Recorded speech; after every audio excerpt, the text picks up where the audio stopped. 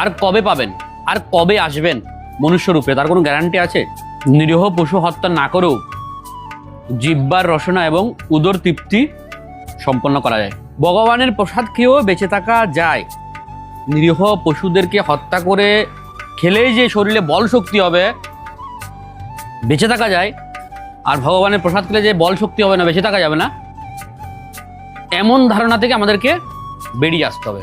ভগবানের প্রসাদ ভোজনে যে কি আনন্দ, কি আনন্দ, ভোজন না করলে বোঝা যাবে না। সেজন্য নিজের মনকে নিয়ন্ত্রণে রেখে একাগ্রতার সহিত নিরীহ পশুর উপর আক্রমণাত্মক চিন্তাভাবনা পরিত্যাগ করে ভগবানের প্রসাদ ভোজনের প্রতি আমাদেরকে উৎসাহ, আগ্রহ থাকতে হবে। 84 লক্ষ জনি ভ্রমণ করার পর দুর্লভে মনুষ্য জন্ম।